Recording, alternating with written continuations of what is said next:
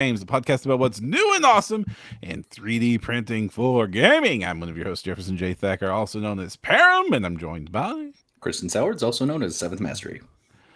So every so often, me and Kristen have to get together and go, what in the world are we possibly going to talk about on this episode? Because we don't have guests and nothing fun has happened and none of us have had a really cool project that week. And we have to just like get together and brainstorm and come up with a cool episode for y'all.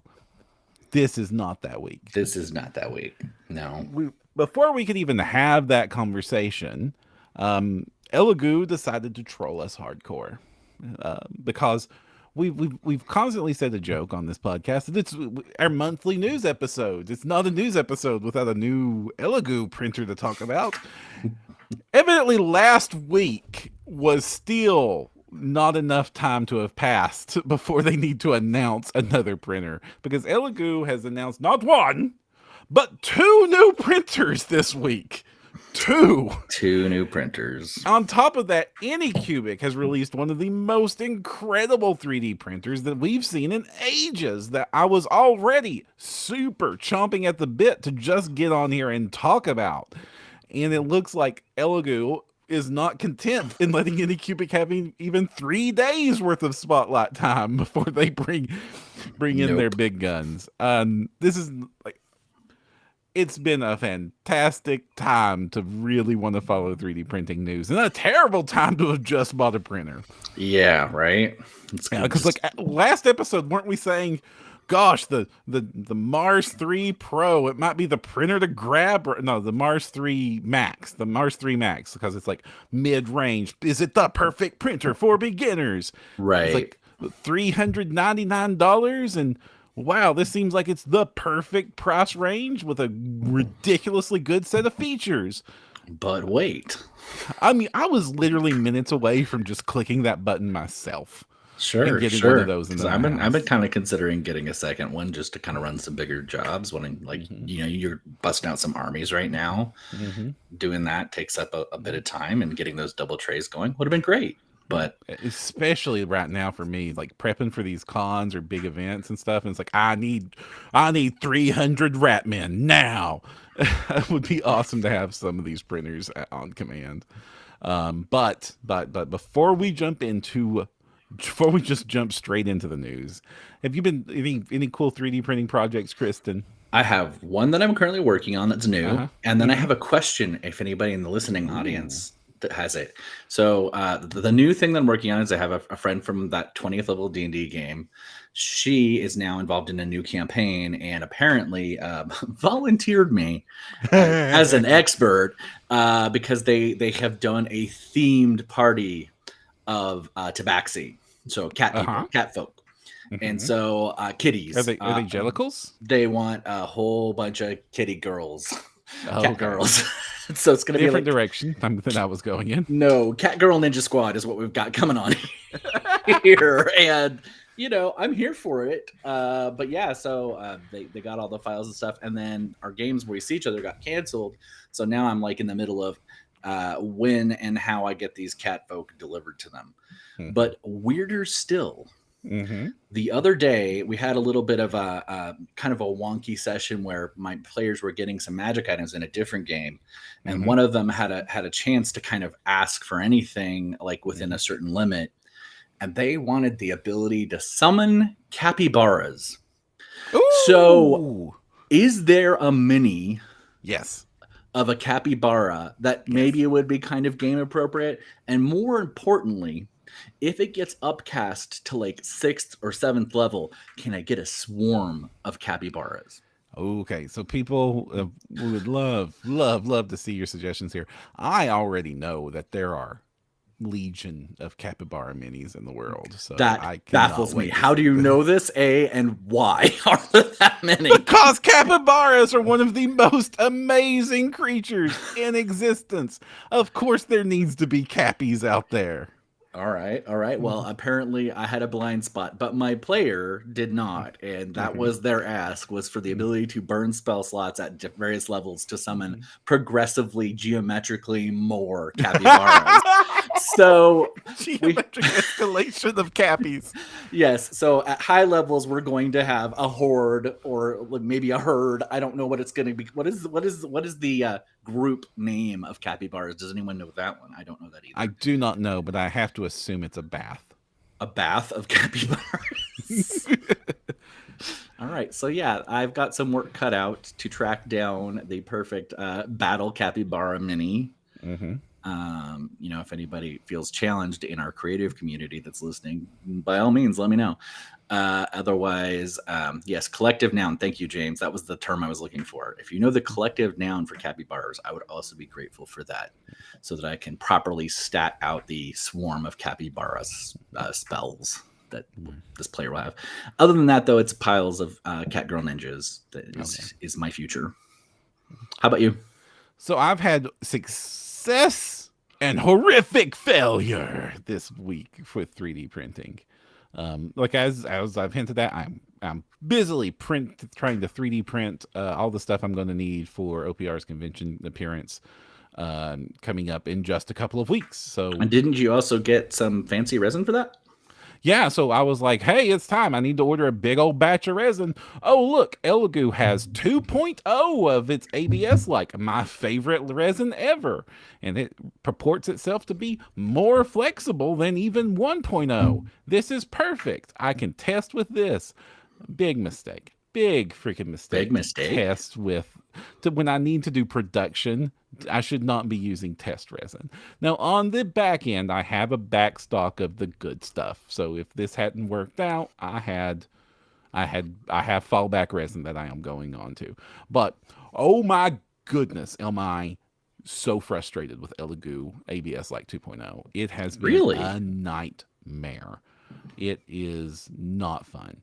So I'm getting Boo. random failures, like failures that make no sense.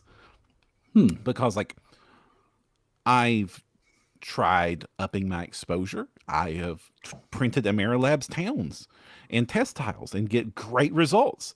And then it's time to go print the minis, and the minis just don't stick to the supports. And the same mini will work 4 times and fail the 5th. So when I'm trying to print trays of 20 and I'm getting maybe 15 of them out successfully, it is very frustrating. And they're not Especially squirrely. when I cannot. They're not like Yeah. really like little squiggly things.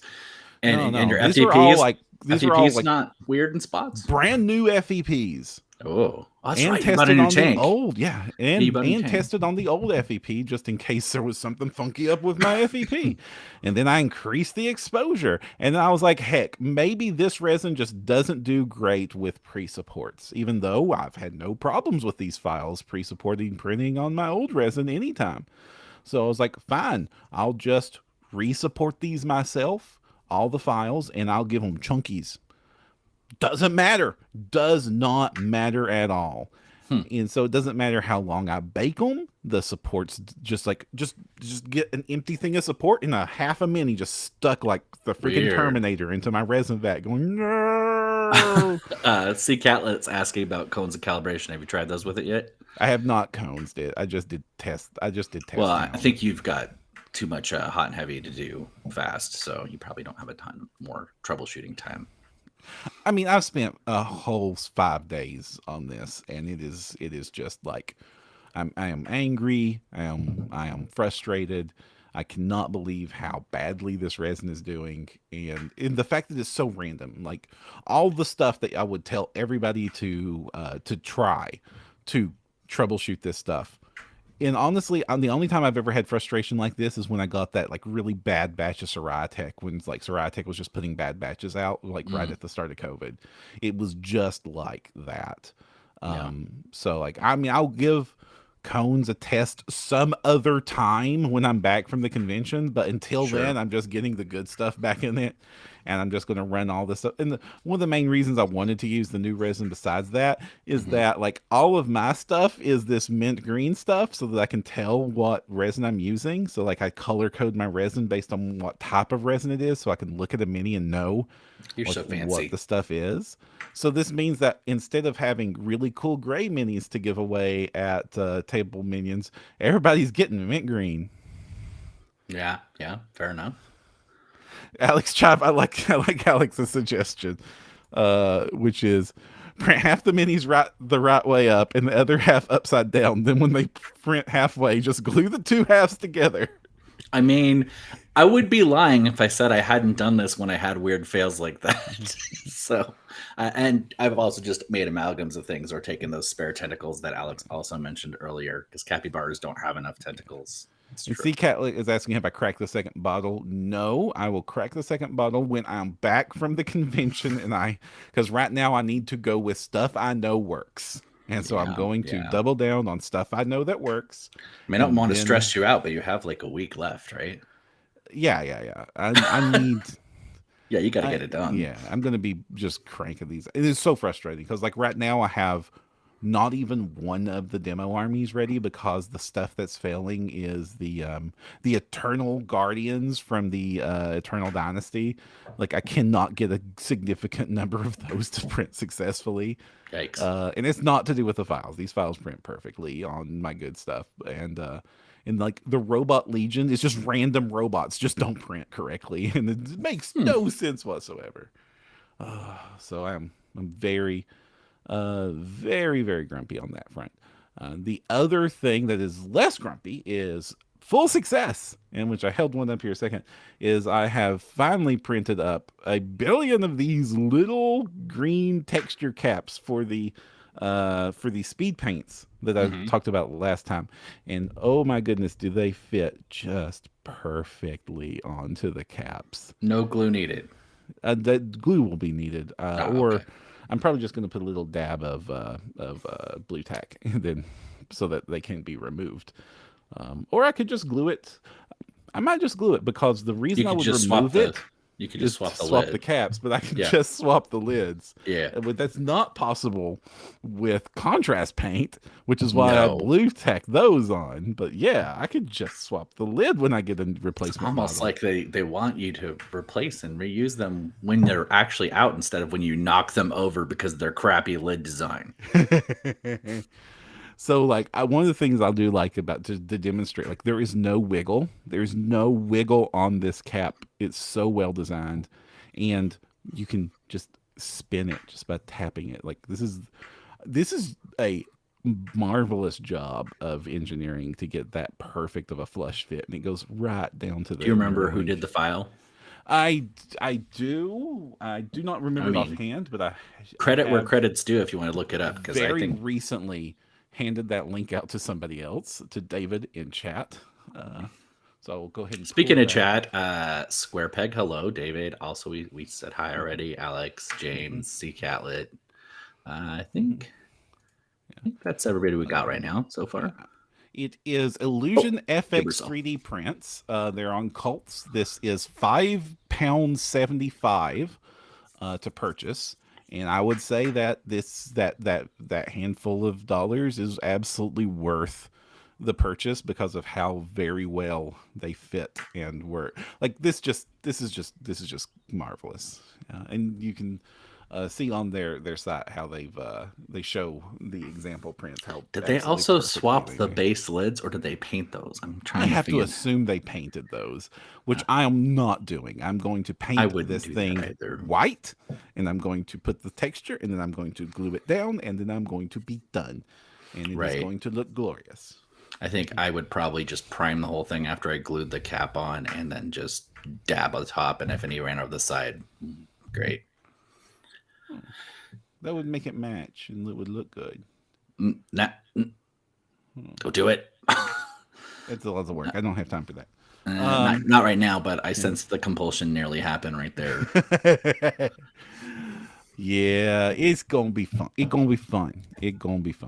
But so success and failure and terrible failure. And I'm going to be trying out a few different resins too because I need something to do. I need some ones to go draw back on when I run into the event of what happens when my favorite resin goes bad or goes out of print. I can't just have one that I rely on this. And I've definitely had that experience where you get like 6 bottles that are amazing, and then you get the 7th bottle and it's crap, and then every bottle you get after that's crap.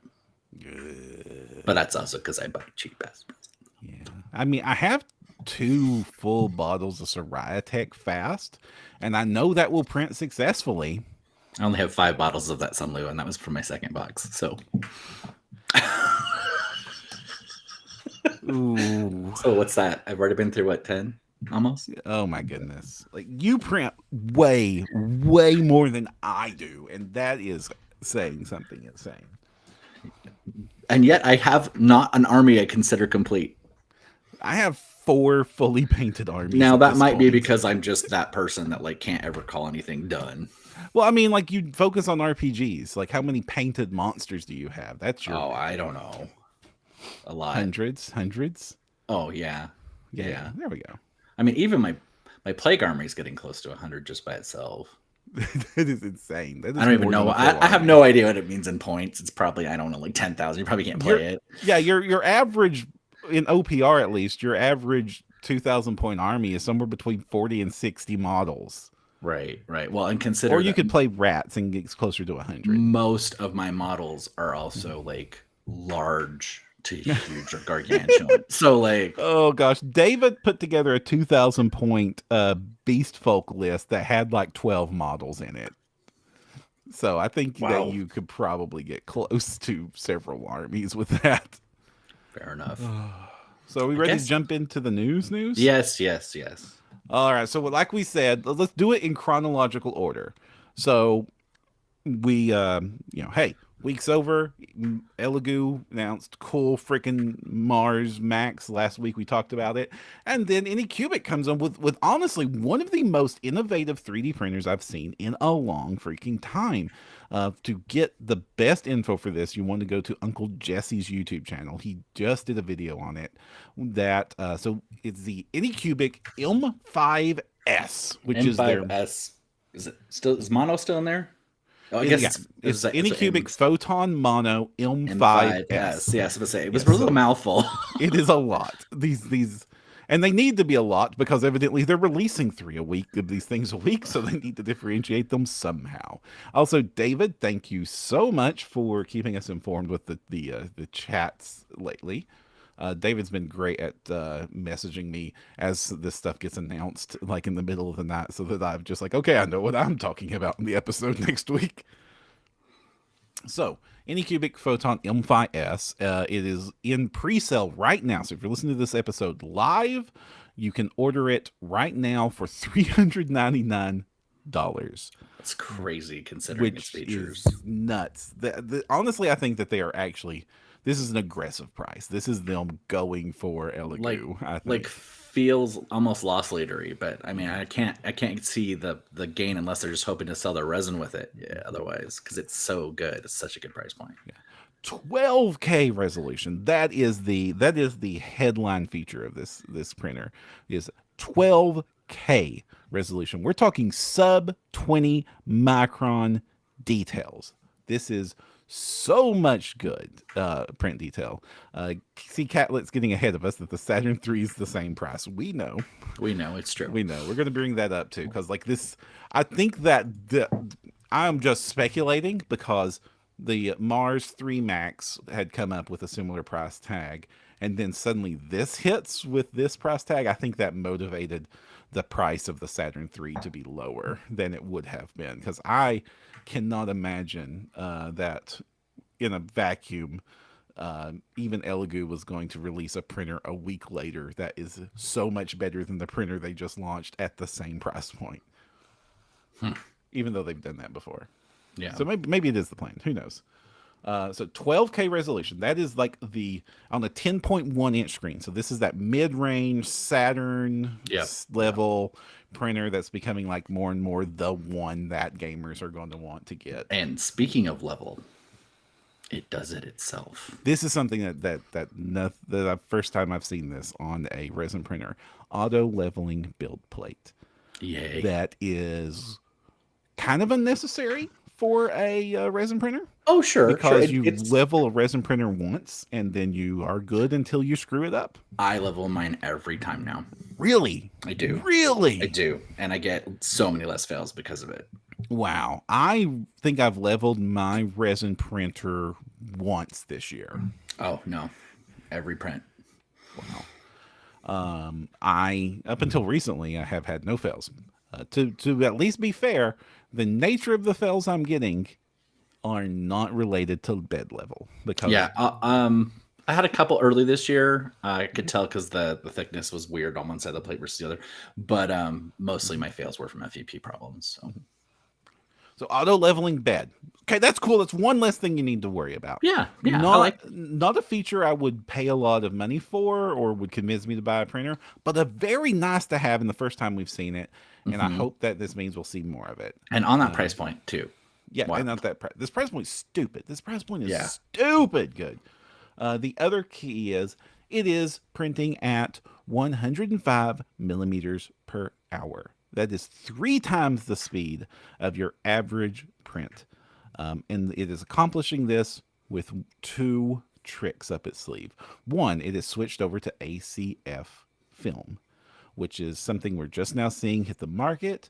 ACF is a new style. This is a new material to build the release film on your resin vat, which is the clear part of the printer's vat where the liquid sits so that the light can shine through it and then cure that layer. It needs to allow the stuff to cure, but then it needs to let go of that material when the bed lifts. So you want that to be very freeing. So am I saying it right? Anisotropic conductive film. That is the correct pronunciation for that material. So why is it better? So it is simply that it just does not have it. What makes it better is it is again more durable. That helps because you want your stuff to run out less fast, and also it does not continue to hang on to the material anywhere near as hard as even. So it has less the suction. FEP. Yeah, it has less suction.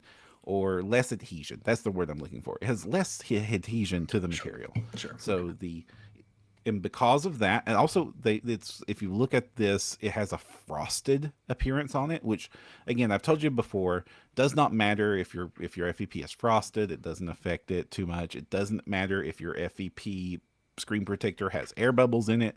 That is not going to affect your print quality at all. So don't worry about either of those two things. But with the frosted appearance, because normally speaking, I start to notice when my FEP is wearing out because it starts to get frosted. Yes, that is a hint that your FEP is starting to wear out. So how would I watch the ACF? I don't know. No idea. We're going to have to mess with this material and figure it out. Yeah. So because of that, that means that they can increase the print speed. This thing is basically set to double vroom right out the bat. So it just pulls up and slaps down real fast. And to accommodate that, they've also shipped it they've developed what they are calling quote unquote speed resin. And speed resin is just resin that is less viscous. So when you're printing at vroom speeds, one of the things that actually slows you down is that you have to wait for that resin to fill up the gap again before the print head gets back down there, or else you're exposing nothing. There's nothing there to expose for the next layer. So even at vroom speeds, there's a slight delay so that the goop can get down in there. So they've developed speed resin that is less viscous and will fill that gap faster. And so between those two things, Uncle Jesse's video, he was able to get what he called 1,000 layers per hour, which was enough to print a 3.5-inch bust in an hour. Wow. So that's kind of nuts. That's nuts. Awesome. It's very awesome. That means like your average plate of minis would be sub 1 hour to get a full plate of gaming miniatures ready to go. And I thought we had started to reach the upper limit of speed for this material because of just dealing with things like basic physics. The we were already vrooming and getting this machine moving very fast. We were literally waiting for the goo to fill up the hole. There's Right. not much more we can do in that situation, but evidently we can There do a is lot. science. And the ACF release means that it has to travel less distance to get that release. Because right now, one of the things that does slow it down isn't even your exposure speed. That's not what's slowing you down on average on the printer speed, which is why you don't get drastically real world different print speeds when you have to increase your exposure drastically. Yeah, it affects the print time, but when you actually look at what you actually see on a finished print as opposed to what your slicer estimates, which is one of the reasons slicers are very bad at estimating print times, Mm-hmm. is that the lift distance that it has to use to guarantee that it has stretched the material enough to release the model To get to from the pop film. off. Yeah. Yeah. So with film that release is easier, it can do so at much less travel time. Therefore, it just appears that it wiggles in place over and over again until you get a model. I want to see it. Yeah, like watch the Uncle Jesse's video. He does some live prints. Like his live view of it printing that statue looks like a time lapse. Weird. It's kind of like watching a live play, though. If I can watch a live play, I can run a D&D game. And so if I'm watching a 3D print, I can just go do one. Yeah, but you can't do this print because you don't have this printer yet. Not yet. And then it has all the other awesome features that we've been talking about. It's got built-in filters, air filters, and all that jazz. They've got a custom slicer for Anycubic now, so they're not. I think the air filters are technically an add-on, but it does have them. It's just I think they're you have to pay a little bit more for them, as I recall. I think it has the plug that you plug them into, built into. Oh yeah. But if you want, you have to buy that. They had a little like air pure or something or other add-on. Yeah. Okay. I mean, it wasn't much. Yeah. But that's a good feature. That's what I want with my printers. I want that. Sure. This does mean that. Well, the other thing in the room that C Catlet is talking about is that yes, you can just get ACS film. You can order it right now. Like this is just a common material, industrial material that you can just order. So I'm going to wait to see. I'm definitely wanting to play around with it myself, but I'm definitely going to also be paying attention to how the community is working with this new film and material to learn it. But this could be even better than NFEP. Or FEP2, which we have we have previously talked about, and both have upgraded our printers to that. FEP2's big advantage was it does release easier. Oh yeah, yeah. But FEP2's big advantage is it just lasts longer. It's so much more durable. David was just talking about hearing it snap, and I was surprised because I kept listening for the snap when I put my FEP2 on, and I was like. It's not happening. Wait. I actually thought the printer wasn't working for a second. Oh, dang. Yeah. The little pop is like my little comfort zone. I wait for the pop. But it was so much quieter. We're good. I'm like, okay, wait. I think I tiny hear like a little teeny rippy noise. Okay, it's okay. The reason I'm happy that there's a custom slicer is that it means there's more competition in the market because we saw what happens when you have a monopoly, when Qi2 tried to flex and force encryption on their printers. In order to lock out Lachi. So I just want more competition in the market. And so this means that we'll have Lachi, we'll have Anycubic slicers, and we're going to have Elegoo slicers. It did also look like you could queue up a job from your phone. I'm still a little suspicious of that, but yeah. Lachi will have support for this printer. So you're not locked in to Anycubic Full-Con. Thank you, C Catlet, for that information. So that's great that it's got all that material. It's awesome.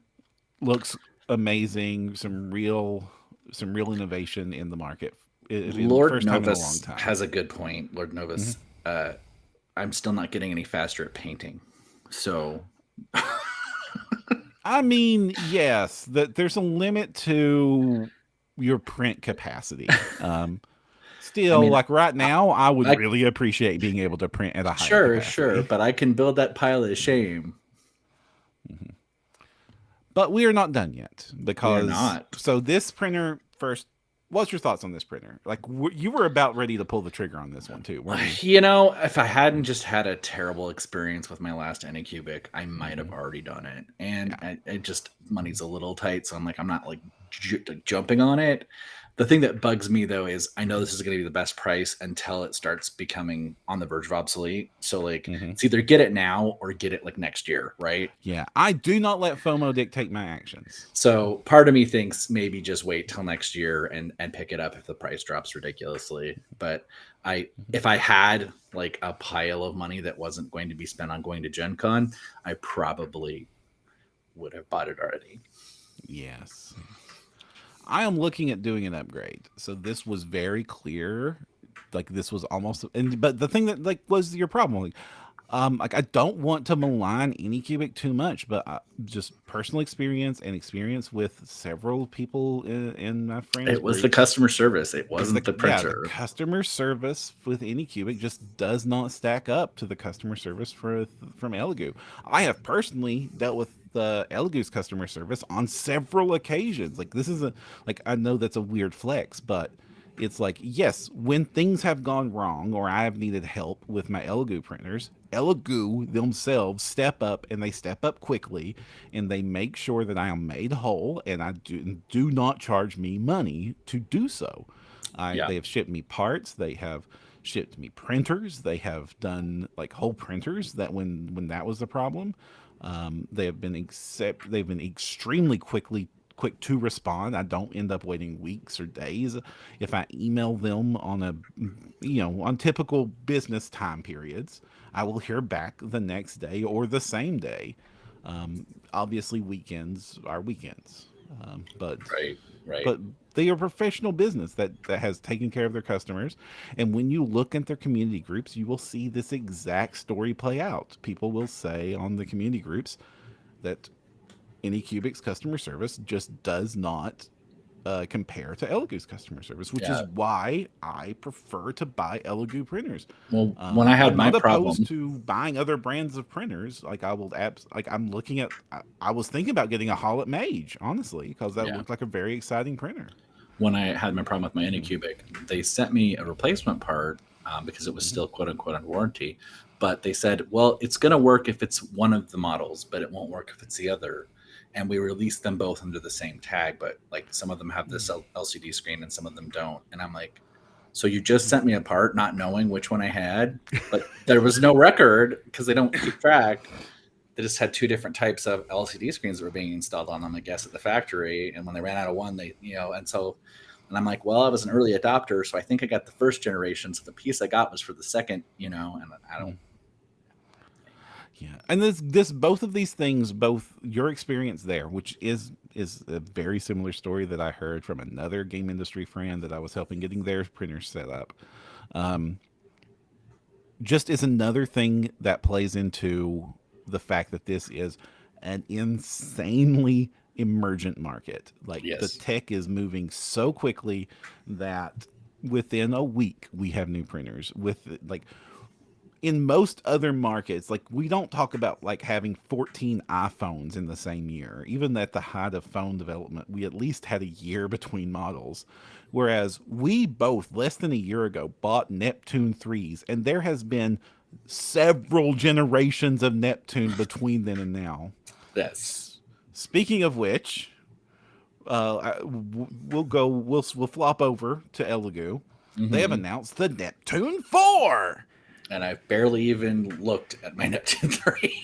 Yeah. So their announcements, they've got a video out for it, but their pages are kind of very underdeveloped on their website. So thank you, David Wickham, for sending me Tom's Hardware's coverage of this. That seems to have the most detail of all the places. So Neptune 4, which is their FDM model, and this is a standard size FDM printer. We're talking 232 by 332 by 232 print volume, so very similar to your Ender 3. And this would be called an Ender 3 clone. Um, to be fair to Neptune and Elegoo, there is actually a lot of innovation on this printer, so I will not just call it a clone. But it is that form factor. We are uh, we are talking like a gantry with a bed slinging it's a bed slinger printer, so the bed moves back and forth, and the print head moves back and forth, and slowly builds up the model. Auto So leveling, right? yes, 36 by 36 auto leveling. So many auto level points on this one, which is great. Auto leveling is fantastic. Again, like my biggest thing, especially with FDM, Mhm. like that makes me weep tears of joy.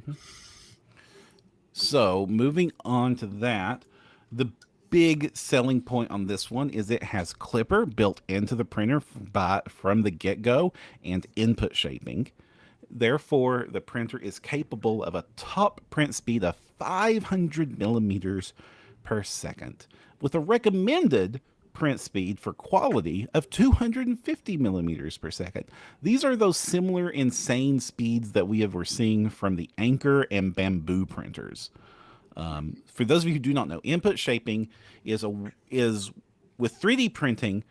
This is another situation with the FDM printing that physics was becoming part of the problem, because you can tell the printer to move the print head in this exact movements in order to very quickly print out the model you want.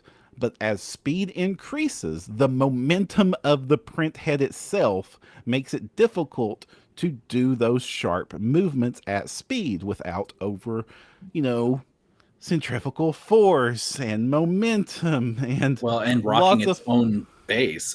yeah. My Hmm. Anycubic Mega, actually can jiggle a plastic table, so I can't have it on a plastic table. It has to be on like a Yeah. big, heavy thing because it moves fast and then it just shakes itself.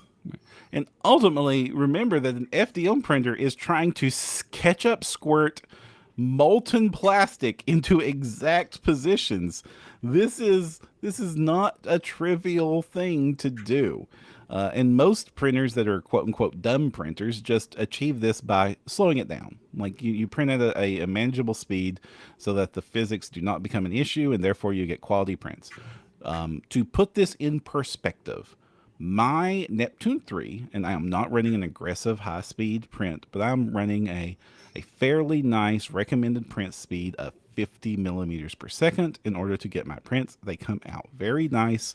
I'm very pleased with the performance of that printer, and it has been pumping out like little house after little house and lots of little movement templates and all kinds of neat little toys for me for the entirety that I've owned that printer. So very happy with that printer at 50 millimeters per second. The recommended speed of this printer is 5 times faster, Wow. which means that instead of, well, it took me a little over 2 days of printing to print that really awesome arcane manor, that like 4-story tower I showed Yeah. off Yeah. a while back. Mm-hmm. I could have that entire thing done in 10 hours. That's exciting. Yeah. So this is just like the other printer. The theme is speed. By doing input shaping, what it does is it estimates. It actually just runs calculations on the physics, and so it estimates that, oh, if I try to round that corner at that speed, then it's not going to print. Therefore, I'm going to tell the printer to overshoot intentionally, knowing that physics will enter and it will actually round that corner at exactly the right speed. It is just very smart printer printing smartly instead of just moving at exact coordinates. So if you actually open up the G code for these, you'll actually like see the loops like overshooting things, and like that looks like a mess. That's not what I wanted at all. But the reality is that the printer will print exactly what you want, because it's intentionally missing the mark at exactly the right places. It would be exciting to me. I struggle with FDM, so like I want faster and I want reliable, So the idiot Neptune proof. The printer can be smart because I'm dumb. Neptune 4 will be releasing at $259, and the Pro model at $299. No, I do not know the difference. But it has auto bed leveling, heated bed, direct drive extrusion, clipper, input shaping, magnetic build plate, like all the buzzwords, all the things you want from a printer. And and then there's the Saturn 3 which Ultra. which we were joking about, right? That there'd be Yeah. another one already, but here it is. Yeah. So the new Saturn 3 and the Saturn 3 Ultra are going to be 12K resin printers. We are light on details on this one because of, I imagine that they are revising a lot of web pages that they had built before the Anycubic came out. Right. Uh, Right.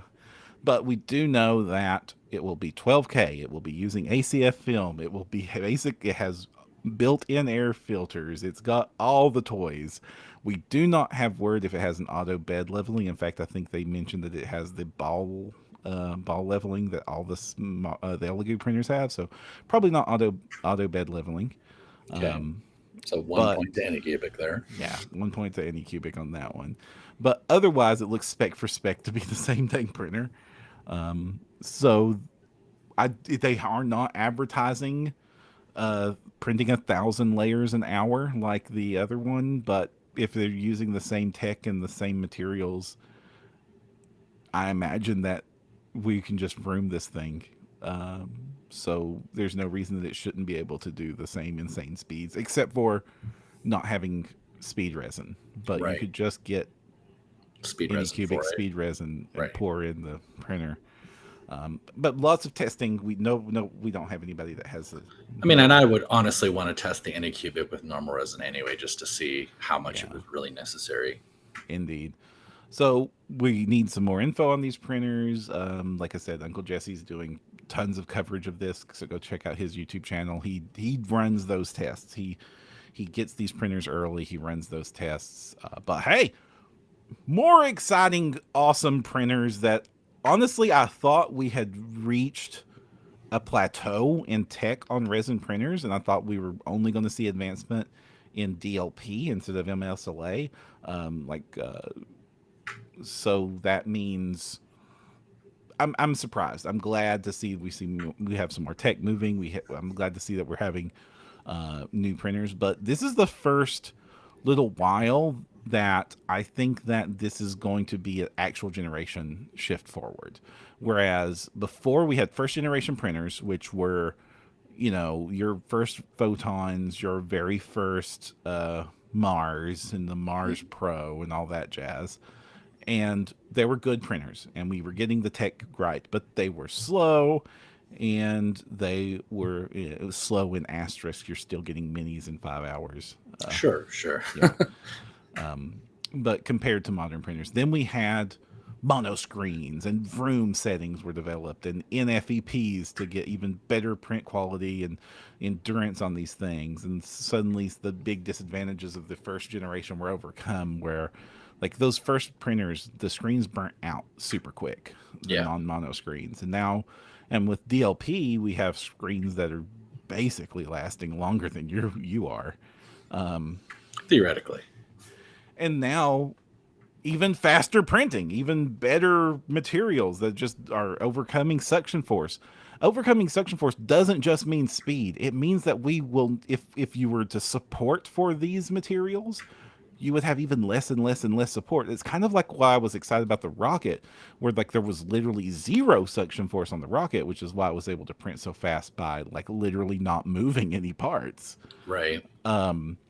But it turned out that material, that printer was a fun exercise in theory in a very messy printer.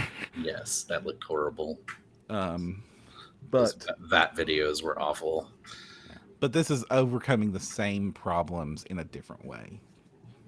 It's exciting because, like you said, I think we thought we were going to see an evolution in a different direction. And if they can keep pushing all of these fields in different directions, we're going to just keep seeing more and more innovation back and forth, which is good for us.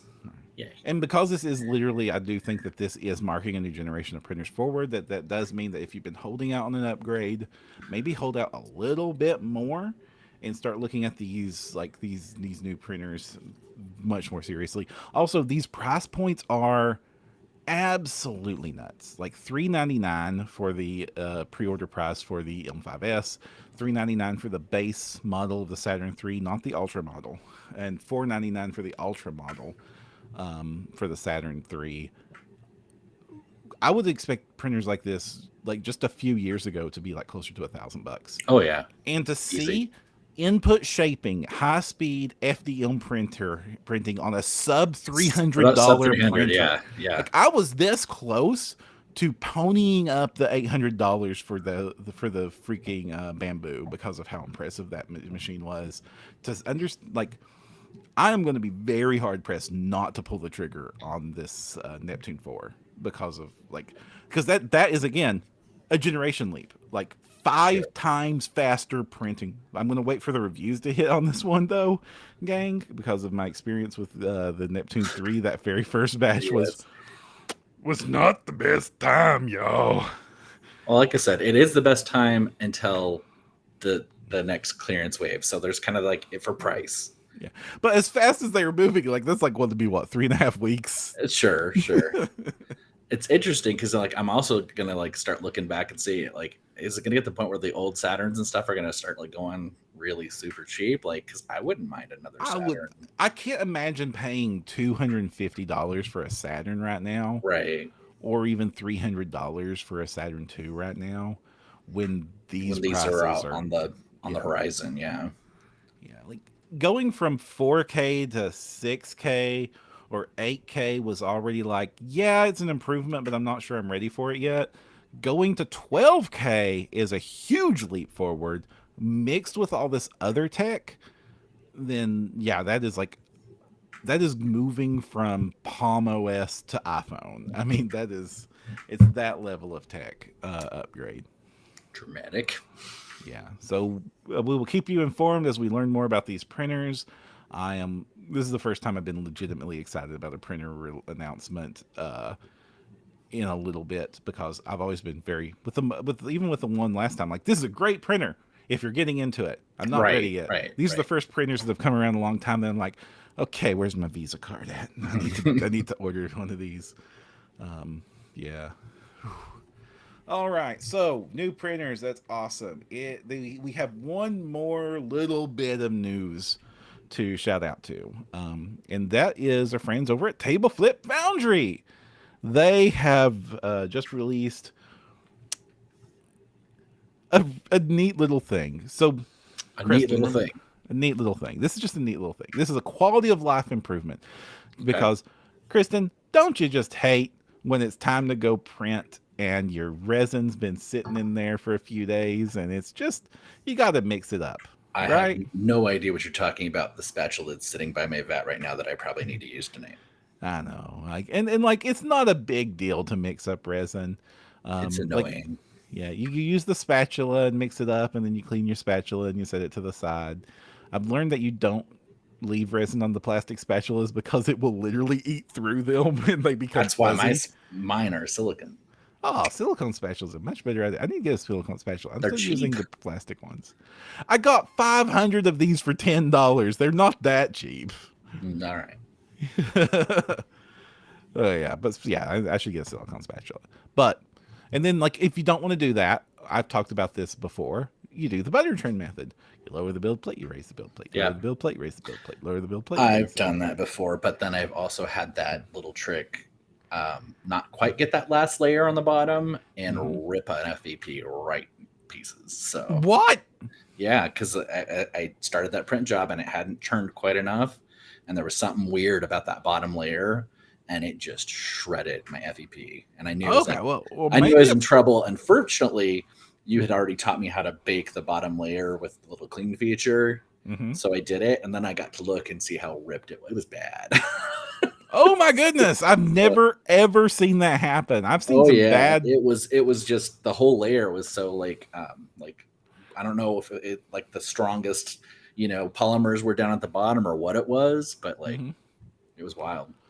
So maybe come into this with a little bit of a caution then.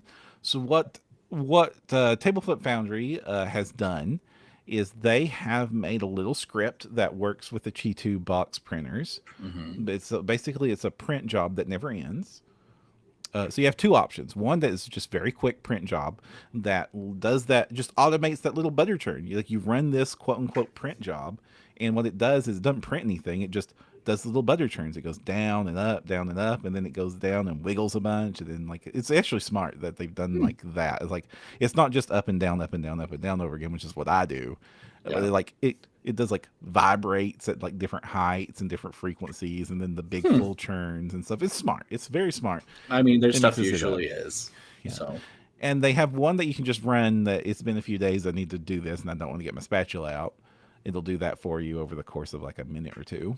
And then you can just go print. And they have another option that is you run, and then when your printer is not printing anything and you've cleaned it out, you don't want to do this if you have any failures, by the way, because then you just crunch, crunch, crunch, crunch, breaking my screen. Yeah, if you have a failure and you're not sure, assume there is something clinging to your sheet. Bad. Yeah. And they have another version that just runs infinitely, and how it runs is like it just says like every half hour, go down there, better turn a little bit, so that it never has a chance to settle down that bad. So it's like every 10 minutes, every half hour, and every hour. It's the options you can have. So it's just like every hour, my printer just goes down and mix. And it's all free, available on the Table Flip Foundry website. It's like it's a legitimately smart method of handling this. So go check that out. It's a fun thing. Like this, I've been a fan of the butter turn method for a while. And I've used it unless it's been like several days, and that's when I break my spatula out.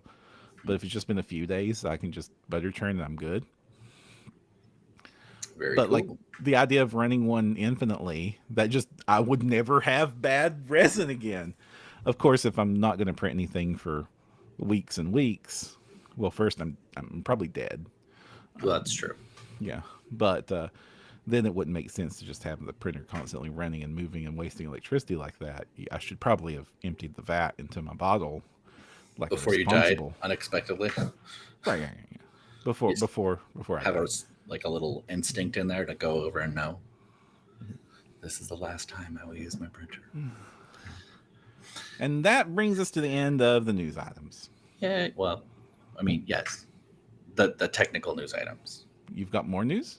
Well, I mean, it's a big day in the gaming industry. If you aren't aware of this, Gen Con event restoration happened. That's true, and specifically one we were interested in also had a big event today.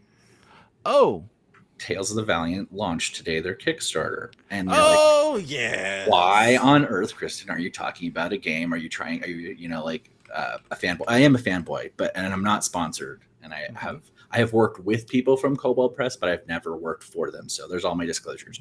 However, we saw in their Gen Con event registries that they are partnering with Eldritch Foundry. Also. Yes.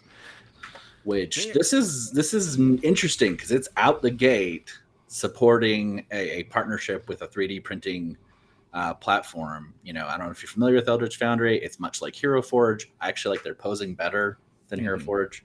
Don't come at me. Anyway, but they're going to be doing the official release minis for this event at Gen Con, and there's going to be a chance to build your own and a whole thing. You should look at the event calendar if you haven't heard about any of this. But yeah, it makes me very excited because Tales of the Valiant is going like gangbusters. It funded in 27 minutes this morning. I am considering, throwing my hat to support it with actual printed product. But there's a lot of other companies. It has 10 companies that are already supporting it as partners. So this is a big deal. It's already half a million almost. $470,000. It's only been up since about 9 or 10 this morning or something. Yeah, very early. The small spoilers, because I have my Kickstarter account pulled up. It says your selection right at the top, so I've already pledged in on this. I have to. So I'm very excited. Yeah, this is going to be a big deal. Everybody's been kind of talking about it as the quote unquote Pathfinder 1 to 5e sort of, equivalent. And I think they're right. The playtest looks very like if you liked 5e, it's got a lot of building on that, but there's some fun things they're doing with it that are different. But the thing that I'm excited about for us and for our thing is we have another company that right from the beginning is partnering with 3D printing are embracing it. Their official minis are going to be 3D printable, which just gets me so pumped because it's going to be something that will hopefully continue to support our hobby this way. So Yeah, it was really cool. We both signed up for events talking about this so that we can like learn about this at Gen Con when they'll be talking about it. So expect a rather interesting post Gen Con episode from me and Kristen when we get back from that. I am super hyped for that. Me too. And On go ahead. No, that's it.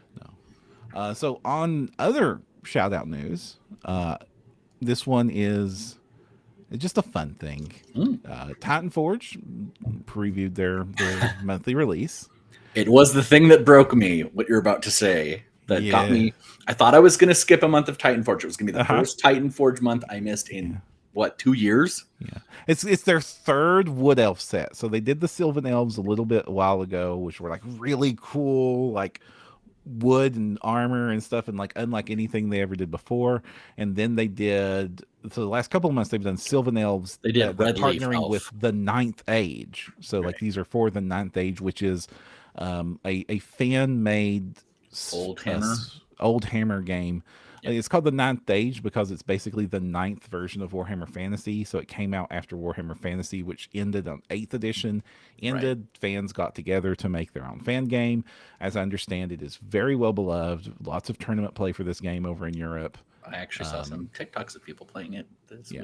It looks fun. Like even the game itself, like if you liked Warhammer Fantasy Battle, especially 8th edition onwards, Ninth Age looks fun. It's a little bit much for me specifically. For my Warhammer Fantasy love, I tend towards 5th edition is where my love for Warhammer Fantasy Battles kind of anchors, when things were a little bit simpler and unit sizes were not 800 skinks deep. Back then I was mostly just playing Quest, honestly. But they released their new stuff, but it's not their really cool elves, though they have really cool elves. Like the freaking Rangers look awesome. If you just want really awesome elf models, this is a great set. But they always do a few monsters and heroes at the end, and some really cool air elementals this time. Or are they water elementals? I always confuse the two, and honestly, if you paint one the right way, they're either. Sure. But then they got Chonk Dragon.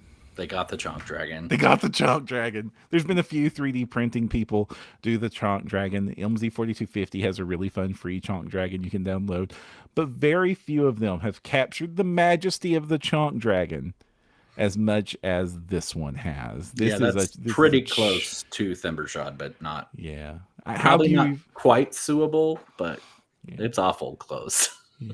This is the majesty of the chubby dragon. I love him to pieces. I will absolutely be printing and painting this thing as soon as possible. So like, unfortunately I will be at TMX when it launches, so not literally day and date, but expect for me to be showing off my chubby dragon in very short order. I will note that this is a huge size chubby dragon, which is 3-inch base, and I'm on record of saying huge size is all you really need for your miniature collection. Anything more is excessive as far as game stats go. I kind of agree. I mean, maybe gargantuan for like a game ender, but honestly, like I love Loot Studios, but those dragons are ridiculous. They're so big and clunky. But I kind of want to make a scale accurate chubby dragon. Really? To just be a shelf decoration more than anything. That would be really big. It would be really big. Because like he could fit like a 5 or probably like a 6-inch bridge, like almost in his mouth. I know, like it would be on scale to like the model released for OPR this month. The Devourer Titan is about the size of what Chubby Dragon should be. Yeah, and I kind of want to scale. I don't know. I'm not committing to this on air. I probably will just print him at normal size. But a 300% Chubby Dragon? Is that possible? Can my Saturn do it? Can I just 300% hollow then support and print the I pieces mean, out. could you? I mean, I don't know how he's cut. You might have to cut him a little bit, but you're good at that. Well, models are by default cut for Mars photon. Yeah, size. but like I look at that, and if Mhm. he was supported and hollowed right, you could probably print him even on a Mars just at an angle. He is very vertical, which as I also have gone on record saying, please, big minis go good vertical because you don't want them to knock into other minis, and I think he's got a really good silhouette for that. Time Forge does really good for keeping their minis playable. Their models are playable. It's true. It's true. Still barely enough time to figure out how to send the file to printer over Wi-Fi. I am not sending nothing over anything Wi-Fi at all. I do not trust that tech. I've seen way too many horror stories of corrupted files being printed. Do not like. No, thank you. I mean, it'll get there. But do want Chubby Dragon. I do want Chubby Dragon in my life. Titan Forge, thank you for making him. Yeah. All right. Anything else to shout out to, Kristen? I actually did not talk about Lost Souls 3 on launch day because we had such a big episode last time. So I will just mention that it is going on. I do believe, though, you might have missed the early bird free mini. So yeah, Lost Souls, great Kickstarter, great company. Go check them out.